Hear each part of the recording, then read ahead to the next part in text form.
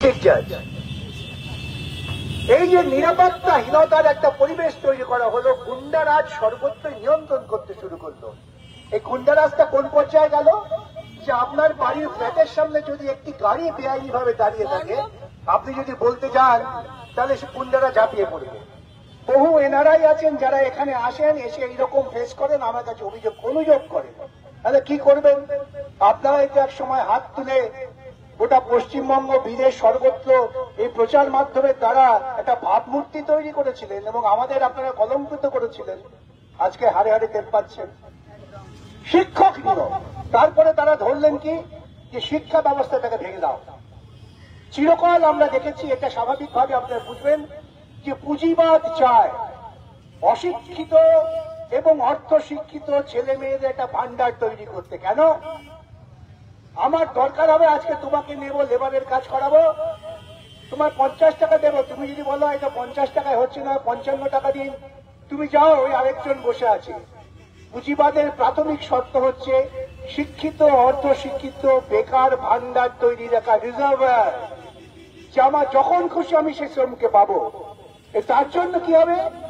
শিক্ষাটাকে সংকুচিত করো।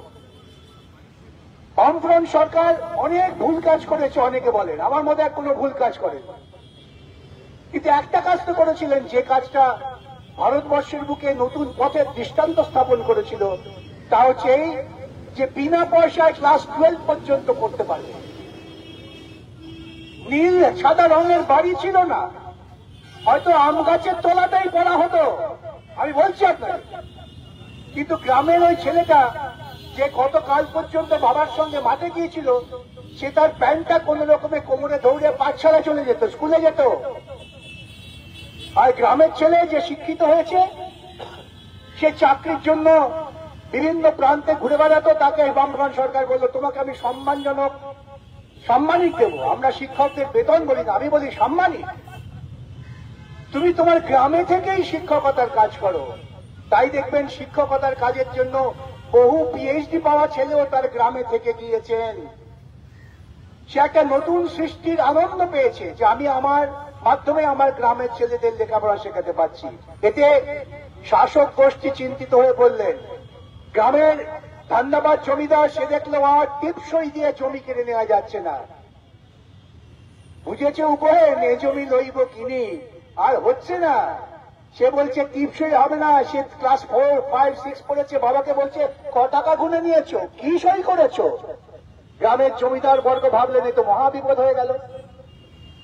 কারখানার শ্রমিক সে গিয়ে ওয়ার্কস ম্যানেজারকে বলছে এই আমার প্রাপ্য, এত ঘন্টা কাজ করেছি, এটা দিতে হবে। ইউনিয়ন করা হলো। এই রাজ্যের মুখ্যমন্ত্রী এসে বললেন ইউনিয়ন করা চলবে না। একবিংশ শতাব্দীতে এমন একজন মুখ্যমন্ত্রীকে আপনারা নির্বাচিত করেছেন যিনি গর্ব করে বলেন আমি পশ্চিমবঙ্গে ধর্মঘট করতে দিই না, কিন্তু আমি ইতু পুজো ঘেটু পুজোতে ছুটি দিই। কর্মচারীরা ধর্মঘট করবেন তার অধিকার রক্ষার জন্য, সেটা নাকি কর্মনাশা। কিন্তু ঘেটু পুজো ইতু পুজো নাকি অনেক বেশি প্রোডাক্টিভ। আর তিনি কি করলেন? তিনি বললেন যে সরকারি কর্মচারী যারা মাথা উঁচু করে লড়াই করেছে কংগ্রেস আমলে, অর্থাৎ এদের মধ্যে একটা বামপন্থী ঝোঁক আছে, এদের কোমর ভেঙে দাও, কিছু তোষামতকারী তৈরি করো। এ তোষামতকারী? তুমি আমার দপ্তরের পাশে বসে থাকবে, আমার কথা শুনে কাজ করবে, আর যে বিরোধিতা করবে তাকে পাঠিয়ে দেবো আমি শীতলকুচিতে। এই প্রবণতা থেকে ঠিক করলেন শিক্ষা ব্যবস্থাটাকে ভেঙে দাও। কিভাবে ভাঙবো? ভাঙার সহজ উপায় কি? সহজ উপায় হচ্ছে যে শিক্ষিত সম্প্রদায় তারা শিক্ষক হতে চান তাদের মধ্যেই দুর্নীতি ঢুকিয়ে দাও। অনেকেই আপনারা বোঝেননি, আমি বহু চিৎকার করেছি।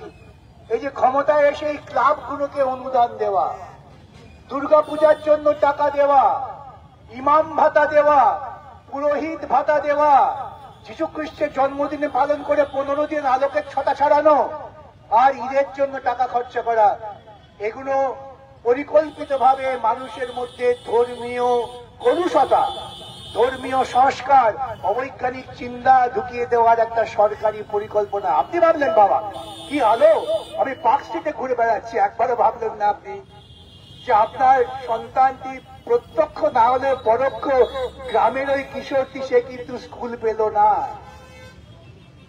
শিক্ষকদের বলা হলো ঠিক আছে আমার টাকা দাও।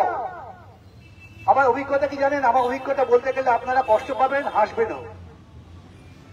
একজন উকিল বন্ধু আমার একটু দুর্বল আয়ের দিক থেকে, সে এসে আমাকে বললো বিকাশদা আমার বোনের চাকরিটা হলো না। আল্লাহ কি তুমি তো তৃণমূল করো? বলে হ্যাঁ তৃণমূল করি। আমি গিয়ে বললাম, বললো 20 লক্ষ টাকা দিতে হয়। বললাম যে তৃণমূল করো, তৃণমূল করে তাহলে আপনি 10 লক্ষ টাকা দেবেন। সে বলছে আমি কোথায় পাবো টাকা বিকাশদা? আপনি মামলা করে দেবেন? হ্যাঁ মামলা করে দেবো।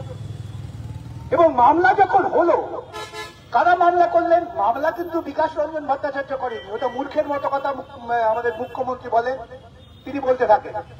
এইরকম গরিব ঘরের বঞ্চিত ছেলেরা যারা দেখলেন যে তার মেধা আছে কিন্তু তার থেকে কম মেধা সম্পন্ন কেউ, দেখুন আমরা যখন পড়াশোনা করি না প্রত্যেকের মেধা সম্পর্কে একটু একটু জানি, 19-20 ফারাক থাকতে পারে, কিন্তু আমার কোন বন্ধুটা ঘষে বেজে পাশ করেছে আর কোন বন্ধুটা আমার সঙ্গে টক্কর দিয়ে পাশ করেছে বুঝতে অসুবিধা হয় না। তারা এসে বলল আরে ও চাকরি পেয়েছে, ও চাকরি পেল কি করে? আমি তো জানি স্যার ও লিখতে পারে না। কি বলছেন আমি কোথায় যাব? এইভাবে আমরা কেন? বলে তদন্ত বলছে কোনো অপরাধী নেই। বুঝুন আপনারা, আমরা সিবিআই চাইলে খুব রাগারাগি করেন, সিবিআইও অপরাধ। সিবিআইও ওপরে দাদার কথায় দিদির আঁচলের তলায় লুকিয়ে পড়ছে বিভিন্ন বিষয়ে, সেই বিতর্কে আমি যাব না এখন। তাহলে আজকে যখন এত বড় দুর্নীতি হয়ে গেল, সুপ্রিম কোর্ট পর্যন্ত ওরা গেলেন, এবং আপনারা শুনলে অবাক হবেন, যে কোনো সরকার বা যে কোনো পরিবারের যে মাথা সে যদি দেখে তার পরিবারে কোনো অপকর্ম হয়েছে, তার প্রথম কাজ হচ্ছে এই যাটা হয়েছে তা শিগগিরই মিটিয়ে নাও। আর আমাদের রাজ্যের মুখ্যমন্ত্রী এবং সরকার তিনি বলেন দুর্নীতি করেছি, মেটাবো কেন? বেশ করেছি, আমি সুপ্রিম কোর্ট বুঝে নেব, আমি বুঝে নেবো বিকাশ ভট্টাচার্যের কত ক্ষমতা, কত দৌড়বে, কে পয়সা দেবে দৌড়বার জন্য? ভুলে গেছে সবাই পয়সার জন্য দৌড়য় না, কিছু কিছু মানুষ নিজের চেতনার জন্য দৌড়য়। এই বোধটা তোদের নেই, চিরকালই যারা শাসক থাকে তাই সে বোধ থাকে না। তদন্ত করে বেরোলো এইরকম দুর্নীতি হয়েছে। উনি বললেন দুর্নীতি হয়েছে, আমি ক্যাবিনেটে বসে সিদ্ধান্ত করব, আমি অতিরিক্ত পদ তৈরি করছি। কেন না? দুর্নীতির ফলে যাদের চাকরি যাবে তাদের আমি অতিরিক্ত পদে চাকরি রক্ষা করব। আপনার কি চূড়ান্ত ভালো অভিভাবক, এমন মুখ্যমন্ত্রী আপনারা পেয়েছেন? পশ্চিমবঙ্গের শিক্ষিত মানুষের তো লজ্জায় রোমালে মুখ ঢাকা উচিত যে তার মুখ্যমন্ত্রী এবং তার, আমি শিক্ষামন্ত্রী সহ বলি, তারা সিদ্ধান্ত করছেন সচেতন ভাবে যে দুর্নীতির ফলে যাদের চাকরি যাচ্ছে তাদের চাকরি বাঁচাবার জন্য অতিরিক্ত পদ, এবং তার জন্য জনগণের করের টাকা হলো গেল সুপ্রিম কোর্টে। ওরা ভাবলেন যত বড় বড় দামিওয়ালা উকিল, পয়সা যার বেশি সে তো ভালো উকিল, এই ধারণা তাদের দিলেন, কোটি কোটি টাকা খরচা করলেন। সুপ্রিম কোর্ট সব দেখে বললেন এ মারাত্মক দুর্নীতি, সব বাতিল, প্রত্যেকের চাকরি বাতিল।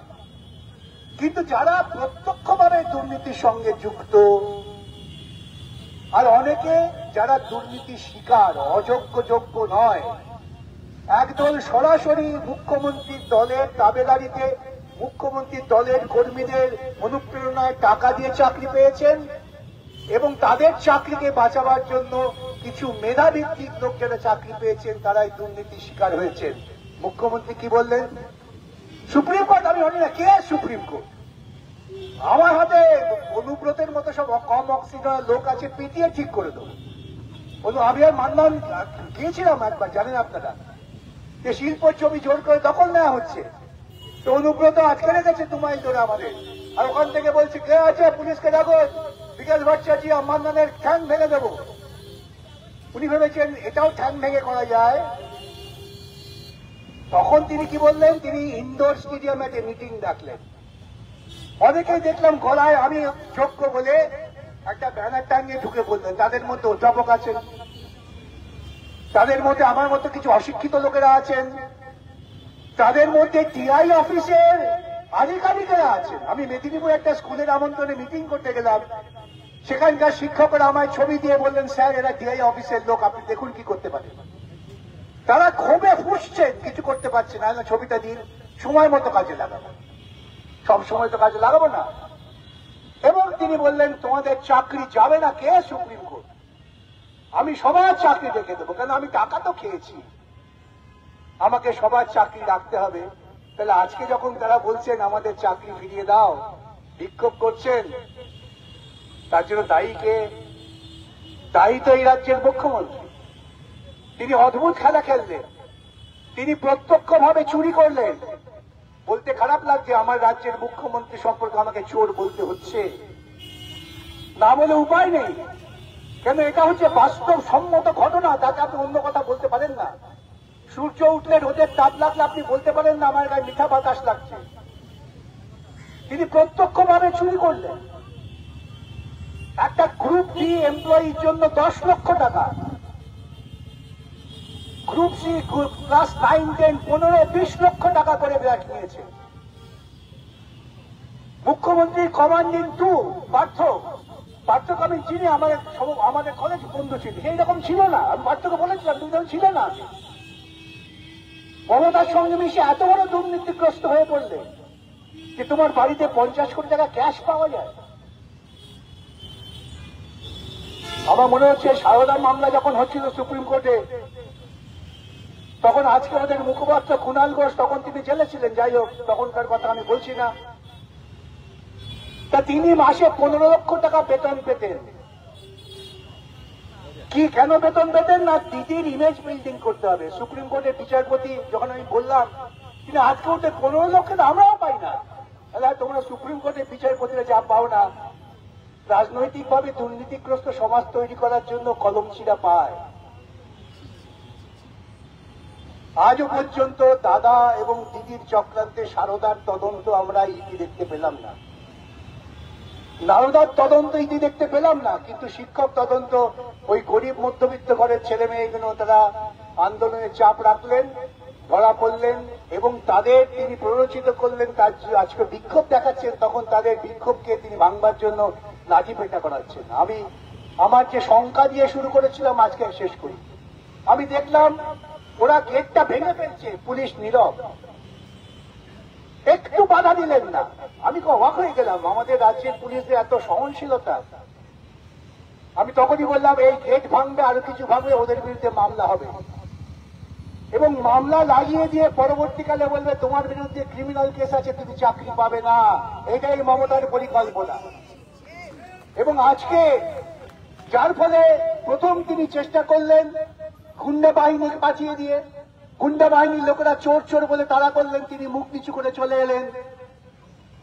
সূর্য অস্ত গেল, চাঁদের জ্যোৎস্নার আলো উঠুক না উঠুক, পুলিশকে নামিয়ে দেওয়া হলো।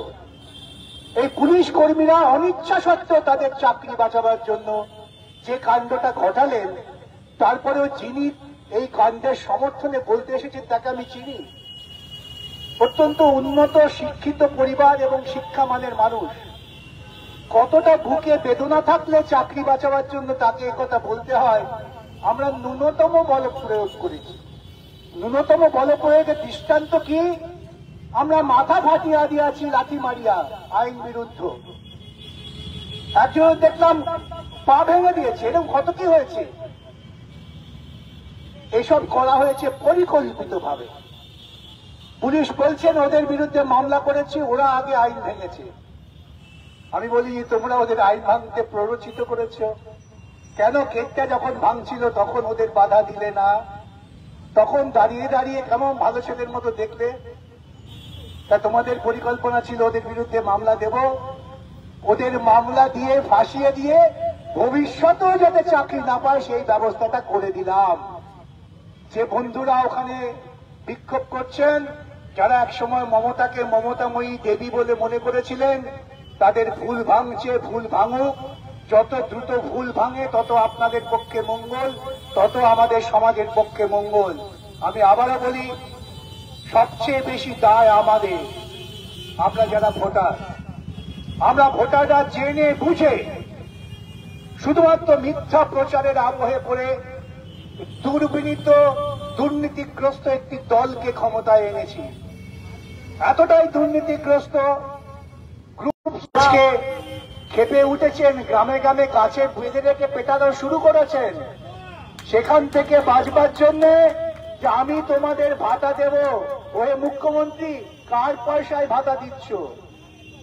সরকারি কর্মচারীদের ন্যায্য পাওনা দিয়ে দিতে গেলে তোমার ভাড়ারে টান পড়ে, কোমর ভেঙে যায়, আর দুর্নীতির কাজে টাকা খুঁজে পেতে তোমার কোনো অসুবিধা হয় না।